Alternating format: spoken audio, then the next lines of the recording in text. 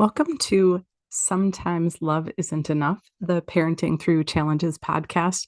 I'm your host, Angie Grandt. And as I've been reflecting on where we are today, what is happening around me, and how I want to support you, I actually want to go back to the roots of what started me on this path of being a podcast host, being a coach. And so when I first started working with my very first mentor, she took us through this beautiful series of lessons. I have since modified many of the elements from these lessons and use it in my parent coaching. But I find the very first lesson to be something that requires revisiting often. And that's the idea of creating a vision. So prior to working with a coach several years ago, I'd heard of vision boards, and obviously I think about and imagine things in the future that I want to have happen. But I can honestly say that more often than not, my mind, especially then, but still now, puts more energy into imagining the worst, imagining that this won't work out or that won't work out, or I won't have enough money, or I won't have enough energy or enough time, or other people won't respond the way that I want them to, whatever it might be. And this applies in all areas of life. I think about business, right? So I'm a coach. I offer local workshops where I'm at here in southern Wisconsin. And filling my workshops has been especially hard. And my mind imagines, worries about not filling my workshops. And it's not that I care about the money so much. I mean, yeah, money's nice, but it's more about I I've created this thing and I want to share it with people. And then when people don't show up, it feels like a reflection of me, of my value, of my ability to attract into my life or my business the people who I'm here to serve. And so then that becomes this spiral of thoughts of maybe I'm not good enough. Maybe I'm not offering the right thing. Maybe I'm not marketing good enough. Maybe I can't do this. Maybe I need to just throw in the towel. This is what our mind does. It protects us as it's designed to. Our mind has this beautiful and yet so frustrating way of getting stuck in loops. And I say beautiful because those loops can be so powerful when they're aligned with what you're seeking. And yet they can be the one thing that gets us off track or keeps us off track or stops us from ever even getting on track in the first place. So that's what I want to talk about today is how do we break that loop to work with what our mind is capable of, but not allow it to run its default pattern the way that it's designed. We all were equipped with this ability to have an experience or have a thought, and our mind just quickly makes that the episode that runs over and over and over again. I think about it like this probably is going to date me, but I remember sharing recently this analogy that when we're stuck in a loop, it's kind of like we put a CD in our CD player and hit that repeat button, and it'll just repeat the same song over and over and over and over again. And what my goal for this episode is to either, hit that replay button to turn it off or to actually pop in a whole new CD, which depends on, where you're at with your imagination, with your creativity. I don't get to decide that for you, but I'm going to remind you or share with you some insights about ways to get that same episode off of repeat if it isn't serving your bigger goal. So, what I want to talk about is this idea of creating a vision that is aligned with you and what you want in life. And so, for myself, at least, in the way that I was trained, I encourage you to write down all of the different areas of your life. You have your relationship with yourself.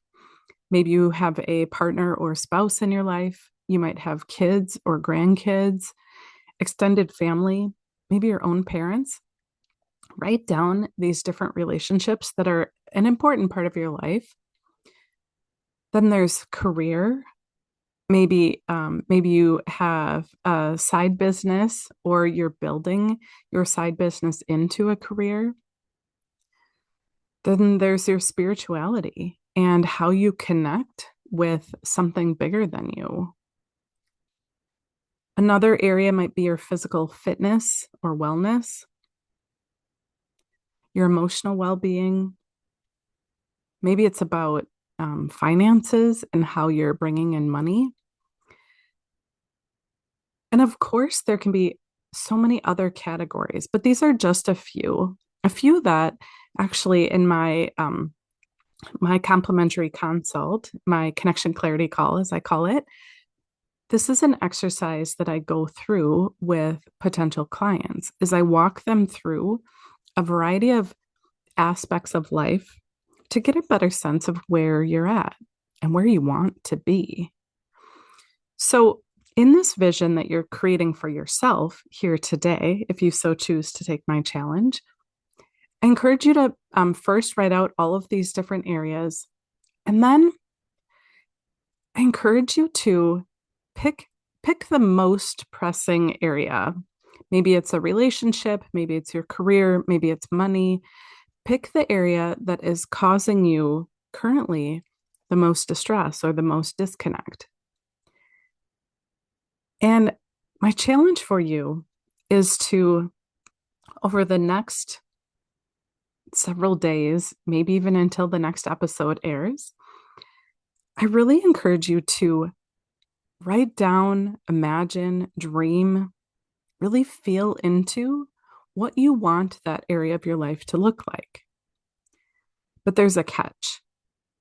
I want you to consider expanding what you think is possible.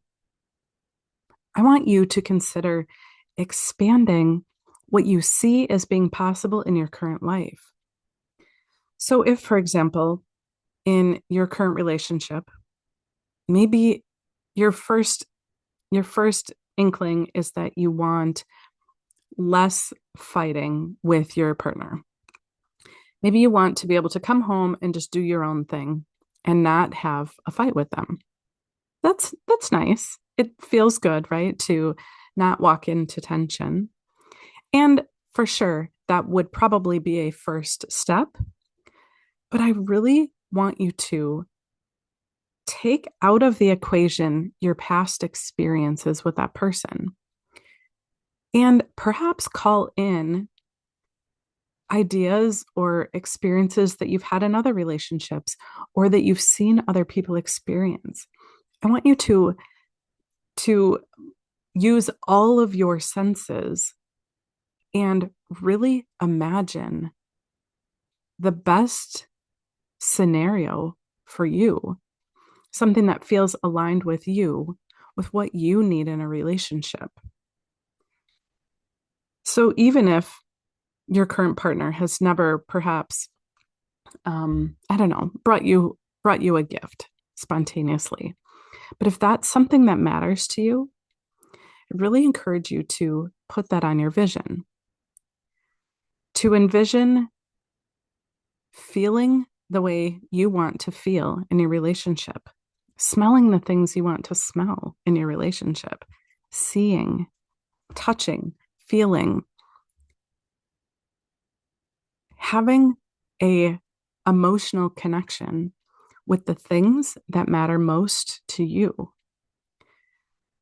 And I picked a relationship as my example here. These relationships can be the very hardest to put into our vision Because here's why. We don't have control over other people ever. We can tell them what we want. We can tell them what matters to us, but we only have control over our own thoughts, feelings, and actions. And so my reason for having you write down this vision about what you want in a relationship is because currently, if you are currently stuck in this thought loop that they never do nice things for me, they've never brought me a gift, or they've never cooked me a meal, or they never ask how my day was, or they never give me a kiss when they come home.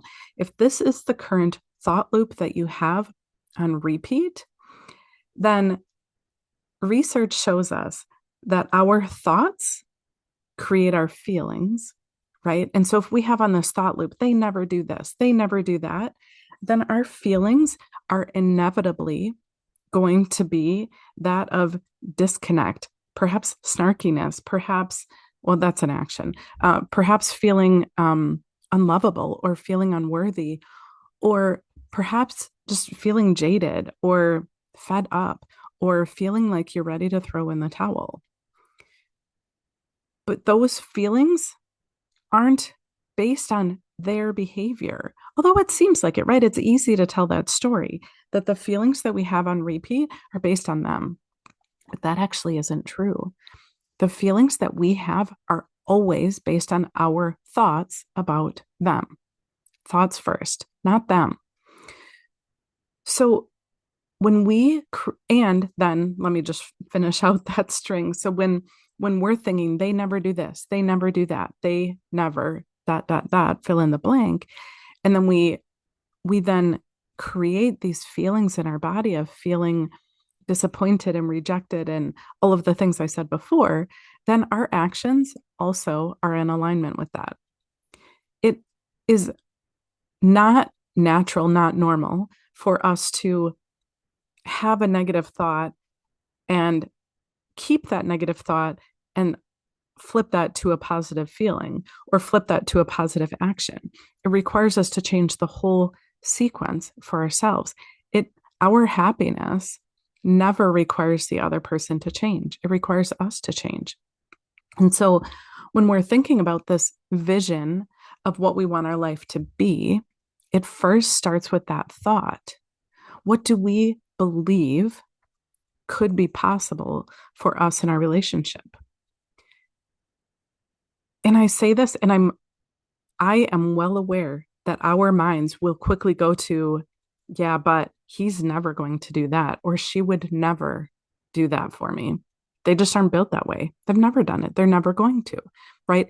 That negative thought loop will ensure that you continue to show up the way that you do, which then fuels this possibility of never. And when I'm suggesting that you create a vision of what matters to you, it's important to focus more on your senses and less on perhaps the actual details of the thing, right? If you, in your vision, decide that every Thursday at 6 p.m., he's going to come home and give you a kiss, well, that might be hard because we can't control them. But if your vision is about when she comes home, that you want to feel this love in your heart and you want to feel appreciated and you want to, smell the smells that make you happy, which might be home cooked food or might be, roses. When you create that vision, then you're taking full responsibility for your happiness in that relationship. Versus when you're allowing your brain to run on repeat the way that it's designed, you're letting nature kind of run the show. And nature is designed to keep you safe. Except the problem is that our nature, our wiring, which is designed to keep us safe, doesn't understand the nuances of relationships. It doesn't understand that, here in 2026, in, wherever you're listening from this, I'm in the Midwest, but right, I'm not in danger of a tiger attacking my family. At least I can't even imagine that possibility. Yet our brain is wired to divert to safety whenever it perceives a threat. But that threat could be anything. It could be a threat to our survival, but it could also be a threat to our feeling stable in our home. It could be a threat to us feeling loved or valued for who we are. And so, what you're experiencing, if you're having struggles in any area of your life, what you're experiencing is totally normal. And you have way more control over it than you currently perhaps can see. So, this is my challenge for you this week is to create a pocket of time for yourself. Create a pocket where you can shut out outside distractions. So if you have a chaotic home, it might mean at your lunch break at work, or it might mean scheduling some time for yourself to go to the park on Saturday morning. But creating time for yourself, if you are ready to get out of this loop of repeat of frustration and overwhelm and feeling misaligned, dissatisfied, maybe even frustrated with what's happening in life.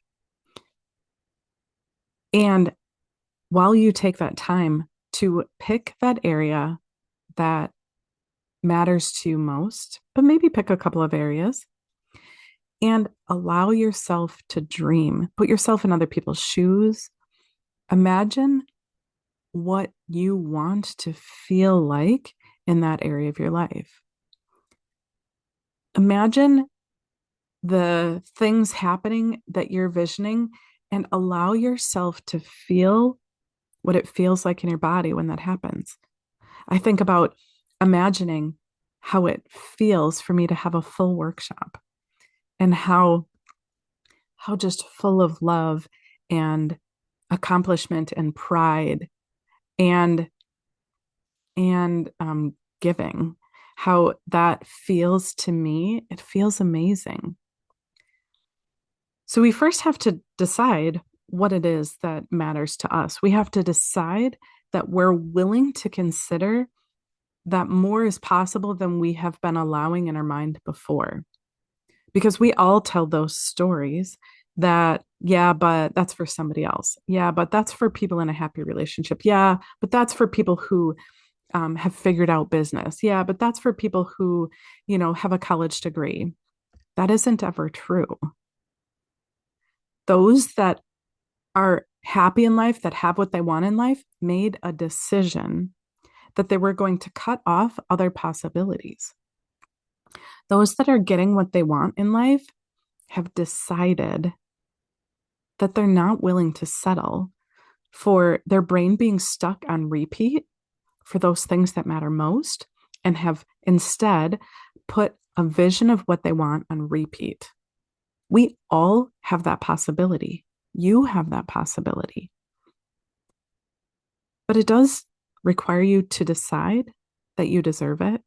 And I know that you do.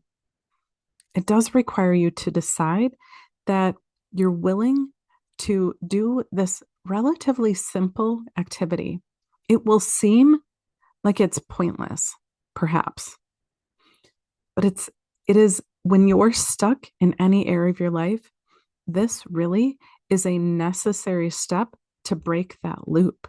So you have to decide that you're willing to do it. You have to decide that you deserve it. And you do. Every single one of us deserves to have what we want, but we're dragging along these old stories that convince us that we don't. So that's your challenge. Create a vision. If you need images to go with it, do what works for you, but create a vision about what you want. Create a vision that feels impossible today, but there's a tiny bit of you that believes that, well, maybe what if that really did happen for me? What if I really could create that? How amazing would that feel? Even if it feels mostly impossible, that's the space we want to be in. We want to be in that space of this feeling mostly impossible, but a tiny part of you is like, yeah, but wouldn't that be the best? So if you are stuck and you're not sure how to create this vision for yourself, this is a huge part of the work that I do with my clients, and I would love to support you along this path. As always, I would love to connect with you through a connection clarity call. I want you to reach for what you deserve in this life. And if I can help you along that path, I would love that. Until next time, happy connecting.